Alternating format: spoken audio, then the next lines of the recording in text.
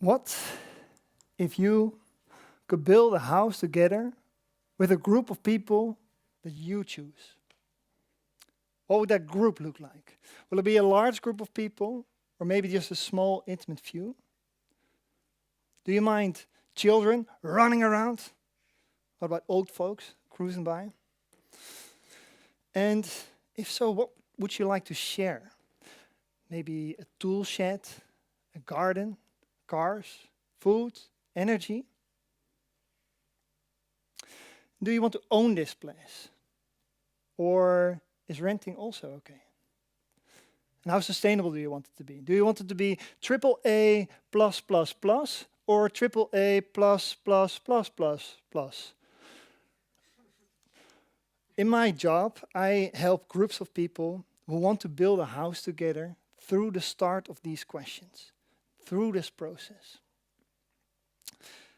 Now, if you have money, you can basically just buy a plot of land and build a house on it.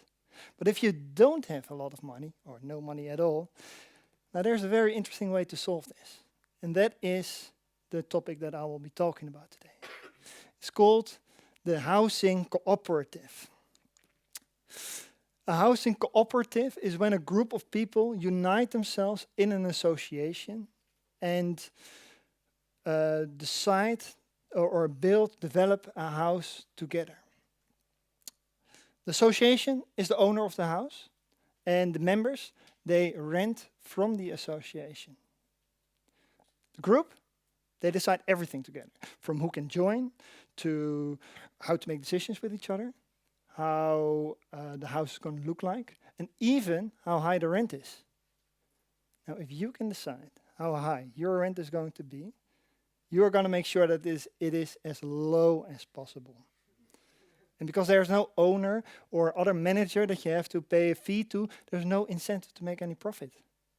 Now, even more interesting is that in the Netherlands, housing cooperatives have made it purposefully very difficult to sell the house once it stands. So effectively, if you don't have to can sell it anymore, you're taking it out of the market. And if a house does not serve as a tool of speculation or investment anymore, it becomes something much more pure. And that is simply a place to live in. Now, it just so happens to be that I'm also part of a housing cooperative. And we have a plot of land, but we have no building to live in yet. But that will change in the near future, I promise. We are now with around 30 people, started 5 years ago, people like you and me. People who had zero experience building a house together when they started this process, but decided to do that anyway, themselves, without a developer or a company doing that for us. And because of that, we could save around 10 to 20% of the building cost. Money that we can invest in much better things, like sustainability, affordability of the houses, and communal spaces. So let me show you what we have designed throughout this process. It's a building that's almost energy neutral, made from wood from the ground up. Its facade, the outside of the building, is made from wood that we will acquire through circular process, so rest amounts of wood. And we will create ample of space for birds to nest in, for insects to live in, and for plants to grow on. But even more interesting is the inside of the building, because here we have 30% or 1/3 of the building that will be communal, so for everybody to use. We have a performance area, we have a workspace, working meeting rooms, we have a yoga room, we have a large area that we will rent out for the neighborhood to come inside the building. And we're even thinking about building a sauna together. By owning a lot of stuff together, you have to own less yourself, which means that we don't all have to own a washing machine, or we can share music instruments. There's a lot of focus on this communal aspect, living in the turtle town. Did I say the name? Yeah. This is Turtle Town. That's my group, or Dove Garden in English. But living in a community also brings a lot of. You have to have time for yourself as well. So there's like a sneaky way inside to get into the building if you don't want to do too much with your neighbors on that day. So after 5 years of planning and working on this concept, we are going to start building this summer. And that cost a lot of money. Money that we acquired from banks, government-backed loans, impact investors, selling bonds to friends and people that like us. And we're going to pay back these loans, of course, through our rents. But over time, at some point, we will have paid back these loans. And then we're going to start generating money. Now we can decide as a turtle town to decrease our rents by then, or to pay back the people who invested so much time in it when they wanted to develop this project.